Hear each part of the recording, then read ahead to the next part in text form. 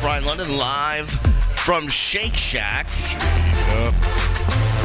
in the Gables, 1450 South Dixie Highway, right across from the U. Awaiting the arrival of Nate the Great.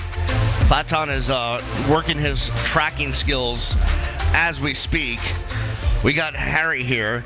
Harry, you know, we interviewed Paige, and I don't think it should be overlooked that they won the ACC championship and how tough it is to win a conference and how great that program has been over the course of the last decade plus. You know, when we talk about women's tennis, you're not really talking about the three big sport type of scenario. Sure.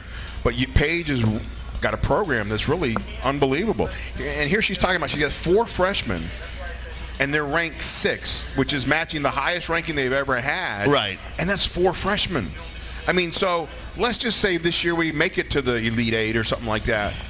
What does that mean for next year? Oh, These kids have a little experience. Yeah, under their no belt, doubt. I mean, for a team that has that many freshmen to win the conference, it's unbelievable. Paige is one of the best coaches on campus, and well, you know the cool thing, we didn't really bring it up. Yeah. But, you know, she's got a little lineage in the University of Miami. Well, her dad's in the Hall of Fame, right? And she's player. in the Hall of Fame, yeah, right? Exactly. But I mean, that's kind of a cool scenario too. You know, we talk about the third generation and the second generation players, and here she is as a coach, and her dad's a Hall of Famer. I'm going to call a 20-second timeout on the tennis conversation. Platon has a look on his face like he just saw a ghost. So if we could go to halftime, Yeah. and come back at 9 o'clock, we could get Nate on. But if we can't, then we'll get Nate next week, because Nate has to lock up the trucks, the ice cream trucks, and he's currently locking them up, but he's in the city, and he says he will not be able to get here before 9. I'm not sure what... I think we're going to have a quick show tonight, you know? I think that's the only way to go, you know? I'm not sure where things went wrong, because I told him be here at between 7:45 and 8, so we get you on by 8:15 the latest. Right. But he said he's like, all right, I now know where everyone can listen to it. I'll be there at 9. I said, but the show ends at 9. So we won't be here at 9. No. He's welcome to come down to Shake Shack, have a shake and some burgers. Absolutely, and give a fries. $2 donation for when he comes next week. He gets a free shake. Right. But yeah, so we're gonna have to. It's funny. It's not funny, but Manny and Daryl are here from SFSN TV, who you can follow them at SFSNTV on the Twitter and on the Facebook, and you can watch our ugly mugs do this show. But every week they're like, "Do you know who you're having on the show? We want to know ahead of time." And I'm always saying, we do too.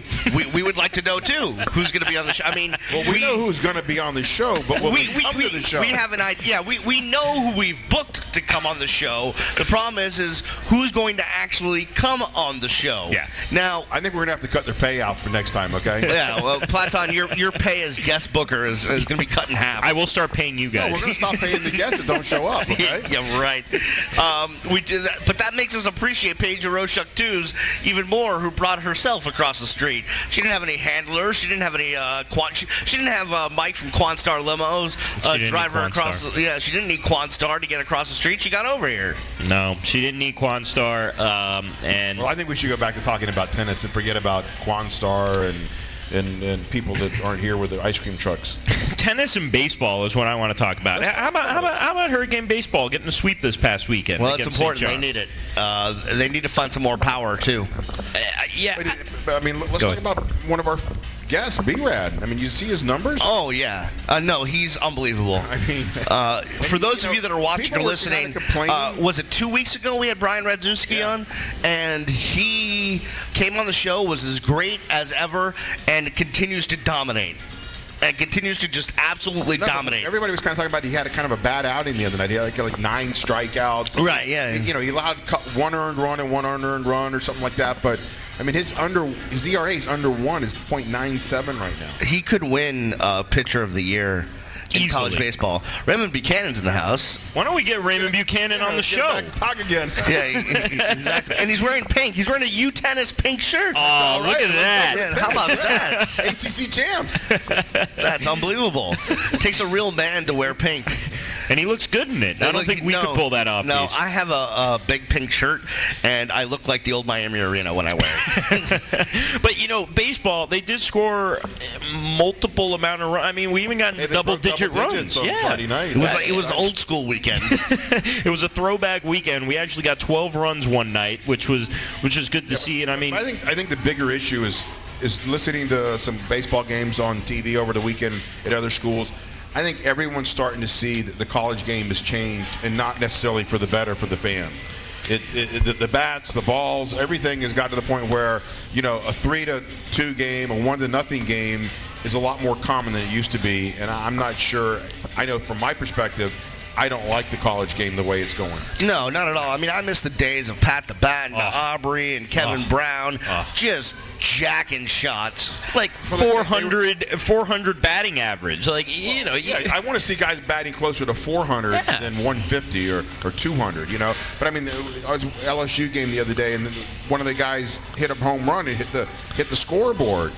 And the guy goes like, that's the first time in 3 years I've seen that happen. But he said before they changed the bats, that was a pretty common occurrence. So I just think for the excitement of the game, I think for the players' psyche, everything, having a little livelier bat. I know the ball might be changed and make that a little livelier, but I personally don't really enjoy a 1-0 game more than once a year at most. But it also seems like, definitely scores are down, but we just have very little power this year. Well, we're like as a team. 8 home runs for the year. We're in the bottom 5 of the country in baseball home run percentage. So it's not exciting. But you see other teams that were.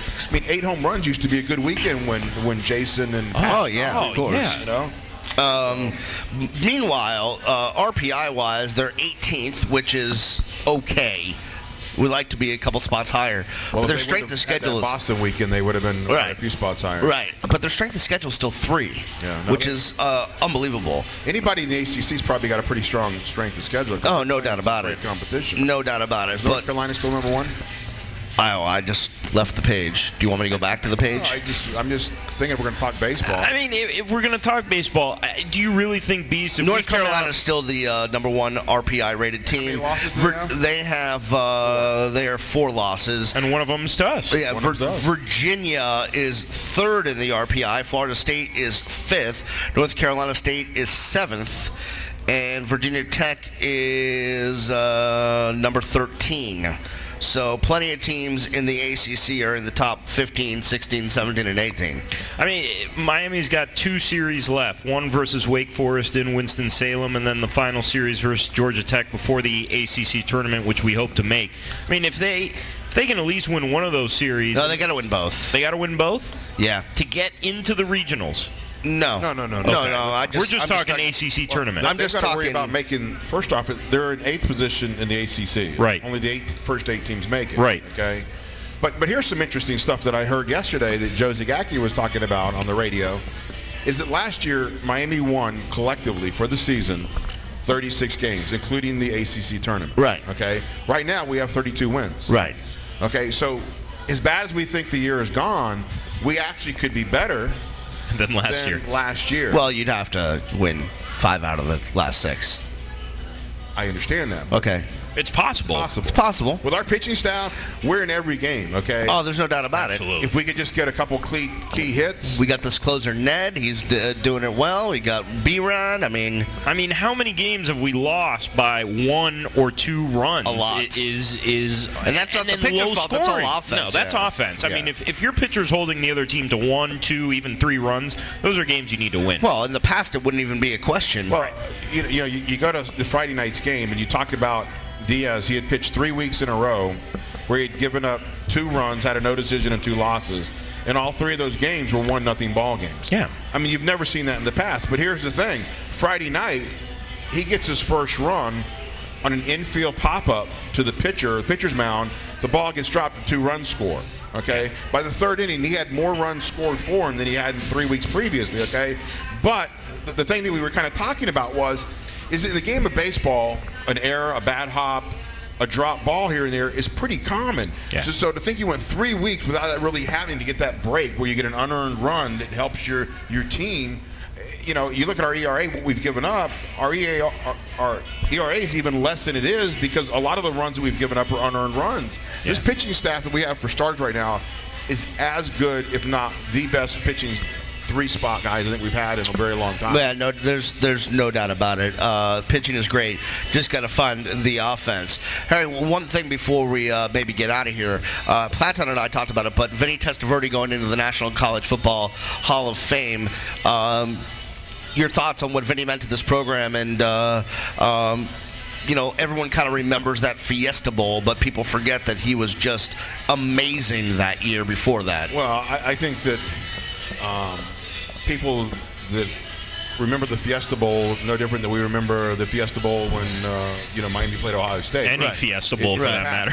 But when you talk about Vinny Testaverde, his never want to go back there again. I mean, he was as awesome of a player. He controlled that team. I mean, if anything's to be blamed for a bad year, it would be a scooter. So keep off the scooters, okay? Yeah. But you know, I just hope that Vinny shows up to this, because when he was inducted to the UM Hall of Fame, he didn't show up. And one of the things that was told to me by Butch Davis is that, you know, he still had a feeling that, you know, maybe he wasn't appreciated because of what happened at the Fiesta Bowl. And as we try to show on the show, we appreciate all the Hurricane family and players, and that, you know, we want to win every game, the coaches want to win every game, the players want to win every game, but stuff happens and we don't do that.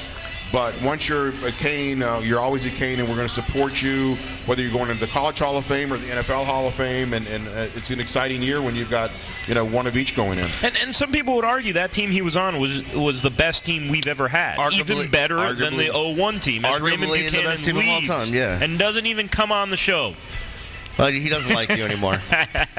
But he was on arguably one of the greatest teams and had such a great career in the NFL. I mean, I guarantee you there is not one Hurricane fan that has hard feelings toward Vinny, and hopefully we reconnect with him and get him back into the program. In 1986, he was 175 for 276, had a completion percentage of 63.4, had 2,557 passing yards, 26 TDs to 9 interceptions. And that's unbelievable year. Throw the ball as much as you did now. And many people, knowing Vinny only in his NFL career, saw him as just a pure drop back passer. Right. Guy had wheels. He had wheels back then. Yeah, no doubt about it. He had wheels, and that, you know, everybody remembers especially that run versus Oklahoma. But he had wheels back then. Yeah, total classic run. No doubt about it. That was the play. You know, you had the pass, you know, that was the run, and that was the one that did it, you know.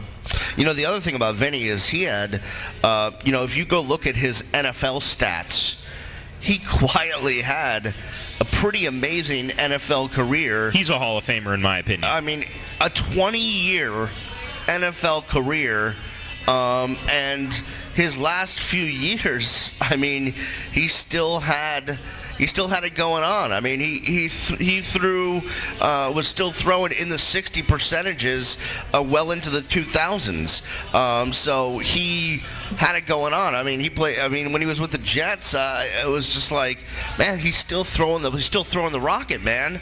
Even when he was with the Cowboys. Yeah, no, he had a great year with the Cowboys. Played 16 games and had a nice year for the Cowboys. So that was pretty interesting. But man, it's hard to believe. He played from 87 to 2007. He has the most consecutive seasons with an NFL touchdown pass out of anybody in NFL history with 21 seasons. Yeah. 21, and Bill Belichick, you know, he gave him he put him in at the end of a game for him to break that record when the Patriots were, you know, I forget who it was. They 2006. were yeah, in 2006. Yeah, but he holds that record, and he also holds the record for the oldest player to win an NFL game at age 44 in 2007. Yeah, crazy career. So we wish the best to. He's one of my all-time favorites. Vinny Testaverde. Love Vinny. And hopefully we can maybe we'll get him down here from Tampa. Maybe we'll get him over here. Hey, if Vinny will do the show, right? how about this? If Vinny will do the show, we'll take the show to Tampa. All right. I promise you that. Okay. You can take the remotes. I like that. You know? No. All right. We'll start going to Players. I'm just saying, do they have a Shake Shack in Tampa? I don't know if they do or they don't, but we will. I will. We'll bring it back as Shake Shack burgers. We'll do the show from the Burns Dessert Room. All right. Yeah. That's your favorite spot. Oh my goodness. Have you ever been? No, I've never been. Oh Jesus. Don't get them started. The only time I was really in Tampa was for the bar, and that's not a time that you go out and Well, how about after you take the bar? Don't you just go? Get the hell out of there. What bar was he at, Beast? Huh? What bar was he at? Yeah, not a fun one. How long does that take to? Is it like a 4 million hour exam? It's 2 days. So you do it for 2 days, and then when you're done, I just get in the car and get out. I just picture, you know what I picture? I know this is not how it goes, but when I think of as lawyers talk about the bar exam, I think of Thornton Mellon in that room with all his professors in front of him. Sam Kinnison's yelling at him, say it! Minus the professors and the yelling, it's just imagine yourself in the Miami Beach Convention Center empty with just chairs and just like people almost as far as the eye can see. Like 1,000. There's a lot of lawyers. It's a few. Too many. By the way, too many. I'll be the first to say they're too many. That'd be a great room to fall and trip in. Yeah, exactly. So the motto is don't be a lawyer? I would say so. Any lawyers around? Soon. Yeah. Here's my business card. Yeah, exactly. Start throwing out business cards. Yeah. Exactly. I get to go see a sneak peek of the Fast and Furious tomorrow. Oh, is this number 27 or? No, number 6. Oh, okay. Is The Rock going to be there? I don't think so. He was down here with Ray Lewis at the premiere of Pain and Gain. They did the premiere in Miami, and one of our AllCanesRadio big fans, Jesus, who comes to the show quite often, he's not here this week. His wife works for a movie promotion company, and she texts him from the promotion. He's like, I'm sitting at the same table with Dwayne "The Rock" Johnson and Ray Lewis. What are you doing? Did you see the picture of Dwayne having surgery? Yes. How ripped he... Did you see that? He's crazy. He's got the surgical cap on. Harry sent him a gift basket. Did you not hear? I did. I haven't got to thank you yet. Well, if he is happen to be at this, if he shows up to this Fast and Furious 297 premiere, and he's there, can you book him for the show? We're working on it. We'll bring the show there. I actually have a better... We'll take the show to California if we can get him on this show. Well, 2 weeks ago, he was awarded at the Alumni Center, and he was there 2 weeks ago. Yeah, I'm sure he's put a lot of money into the Alumni Center. Him and his ex-wife have given quite a nice, generous donation to both the Alumni Center and to the weight room. It's not a funny story, but just a story. One of my good friends in college, who was in marching band, and he was the band. He was one of the drum majors and the band captain. And he was in the same social circles as I am. Was Hiram Garcia, who is Danny Garcia's brother, who is now The Rock's personal assistant. That was one of my friends in college, and I had no idea. You're no longer friends with him? No. Well, I haven't talked to him in 15 years, but I had no idea. At the time, no one knew that his sister was with The Rock, or who The Rock was, or what anything. I mean, that was just, You want to hear how I met The Rock? How did you meet The Rock, Harry? Well, in 1992, there was a little storm that came by called Hurricane Andrew. Yes, we've heard of it. And All Sports at the time took a couple vans full of the cheerleaders, Sebastian, our favorite mascot, and we'd asked Coach Erickson to supply some football players, and we were going to go down to Tent City and Homestead and just kind of cheer people up, do some hurricane cheers, give them some T-shirts and stuff like that. And we had 2 players show up, and one of them happened to be Dwayne Johnson. So at the time, actually before the time, I was quite a big wrestling fan in South Florida here. Right. And they used to wrestle over on Miami Beach every Wednesday night. Sure. My favorite wrestler, of course, was Dusty Rhodes. Let me tell you something, baby. Okay, that was the guy. Woo! But Dwayne's father, Rocky Johnson, was a pretty close second. Right. Okay? And so when I found out that Dwayne's father was Rocky Johnson, I said, Dwayne, you've got to come see me next week. So after we did this, we went down to Homestead, had a great time. People were really happy, and we gave out a lot of T-shirts, the cheerleaders, everybody had a good time. He came into my office, and I had this scrapbook that I had had over 4 or 5 years of going to wrestling. So all the people that he grew up around, Dusty Rhodes and the Graham family and all these people he had known. So I was kidding him at that point. I said, "You're going to be a professional wrestler." He goes, "No, I'm going to be a football player." "No, you're going to be a professional wrestler." "No, I'm going to be a football player." Of course, his family, the Samoans and all these people that are all wrestlers. Of course, today he's a wrestler, a movie star, a TV star. I just saw HBO is going to pick up a show with him in it. So his assistant was in the store a week ago before he had his surgery, or after his surgery, he was getting some stuff to wear and stuff. And I go, "Does he ever sleep?" He goes, "Well, he's traveling on the world. I get a text at 1 o'clock for it." I mean, he's always going because he's got so much going on. He's all over the country. He's all over the world. I kind of say that he's probably the most famous Hurricane athlete that we've ever had. Yes, I would agree. I would agree. Who? The Rock is known in Europe, in India, in China, and anywhere. As much as I love like a Ray Lewis or someone like that, they don't have that same worldwide appeal. Who? Name another one. The Playmaker's not known internationally? No, not as much. I just think not because of his athletic. It's a great topic. But I'm just saying that worldwide knowledge and what he's done and the number of movies at every level that he's done, it's pretty amazing. He could be the most, I would say most famous alum, but you'd get let's see, you got Gloria Estefan.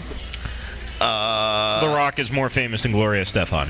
Now, Sylvester Stallone did he ever really graduate? Neither did Vanilla Ice, so I don't count those. Vanilla Ice never went to school here, so I don't know why. No, he did. No, he did not. I'm pretty sure he did. He did not. You Google that on your iPad right now, mister. He never went to school. There's no way. He might have had some vanilla Maybe ice a cup of coffee, or he might have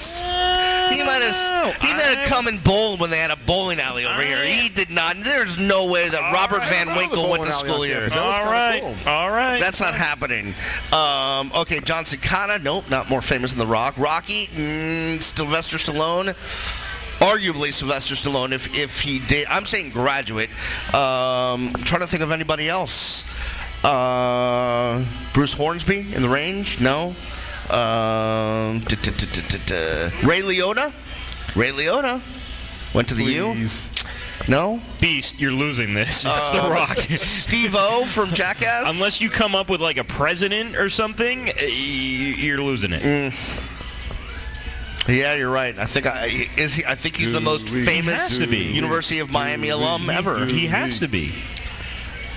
Did you look up your Robert Van Winkle? I stopped. But I'm pretty sure for some reason I remember him that he went to the University. No, he did not. For like a year. No, I'm not saying he graduated or anything. No, he did not. He wore all the gear. He probably came in the store at one point in time, no? Well, Vanilla Ice? To shop in the store. Yeah, Luke, yeah. Uncle Luke. You go back to those Two Life Crew. Yeah. Videos, leather jackets. You supplied all the. You supplied it. All Sports supply. Well, they bought all their stuff at All Sports. That was before I was there, by the way. Okay? Right. I wasn't there at that time. Now Luke was at Brew with the Zoo over the weekend. Right. He was kind of the host, I guess, for Nasty as You Want to Be or one of those kind of groups and stuff like that. But he had a nice little introduction. I saw that on a tape. So. Luke still knows how to open an event. And of course. Yeah. We had him on the show, Luke. No, he's when he was running for mayor. We had him on AllCanesRadio. Another one. And why wouldn't we? There's no reason not to. Did you find yet? I'm working on it. I'm working on it. Maybe I'm not right on this. He drove by the U. Is that what you said? No, he went to the. No, he went to a football game, right? No. He probably did that too, but when you say he went to the U, do you mean like the U gas station? Because they didn't even have those back when he was famous. Yeah, because he was not on campus. Trust me. All right. I know all things pop culture and the U. All right. He was not on campus. All right. I will add it to the Wikipedia page that he went there, and then I will prove to you that he went there. Hey, if he says he knows things all pop culture wise, then he should be agreeing with what we just said. Yeah, right? Yeah. It shouldn't have even been a question, or you mentioning Gloria Estefan in the same sentence as The Rock. I was just doing my due diligence. And she's not. Is she an actual alum or is she an honor? She's an actual alum. Her husband is the honorary alum. She's an actual alum. How about Billy Corbin? No. I just saw Limelight for the first time this week. It was a great movie. I haven't seen it actually. Oh, unbelievable stuff. Yeah. No, Billy Corbin. As much as we love Billy back on. Yeah, we can get Billy. We should get Billy back on. Yeah, we'll get Billy. Of course, that will then cause us another 5 years of never getting a student athlete on the show again. But whatever. Well, considering our numbers lately. Yeah. We're 1 for 1 with B-Rad. That was huge. And we're going to get, I was promised a heavy hitter from baseball next weekend. Next Monday. And I'm pretty sure we'll get it. That can't happen. Oh, why? We don't have a heavy hitter. Wow. And that just made us sure not to have one. Harry, man. Something happened to Harry because he started the show on this foot and he's ending it on the same one. Don't even start, Harry. On that note, Beast is calling it quits. I'm out. Okay, keep talking for a second. All right. What do you want? Are you going to play something? Should I shut the music off? Something real quick as we leave the show, because we were going to have Nate Brooks on, right? We are, yes. Well, he wasn't here tonight. No. So I really couldn't play the song that I wanted to play for him, Right. So he's coming on next week at 8 this time, not at 9. Unless the ice cream is flowing, or what's the deal? Can we triple check? Can he bring some ice cream with him? Any other plans that we're supposed to get a baseball player? Anything else? Yeah, I think we should get a tennis player if they advance to the Sweet 16. Okay. We were promised one. I'll brush up on my Latvian and German. I'll do Rosetta Stone this week. How about this, Nightmare, while Harry looks for the song? We were at Legoland this weekend on the family vacation. Where's that? It's in Winter Haven. It's, like you're on I-4, and then you make a left, you hook a Louis, and then you make a right, and it's there. And there was some people, there's a birthday going on here. Yay, happy birthday. Happy birthday. There were some people in line in front of us at the guest services trying to get an annual pass, except they only spoke Portuguese, and there was no one that could handle the Portuguese on the other side of the register. So some woman had her iPhone and was doing the translation thing, talking to the iPhone, and then it would spit it out and be but it was wrong, because this person wanted an annual pass and said she would like to know how much it is to get a box cutter. It made no sense. It didn't translate right. It was hilarious. All right, what would you like to play? Play it, Harry. Right, here it is. Okay, this is a little music by Nate the Great. Nate the Great Brooks. Put the microphone to the bottom of the iPhone. To the bottom. Bottom is where the speakers are. There you go.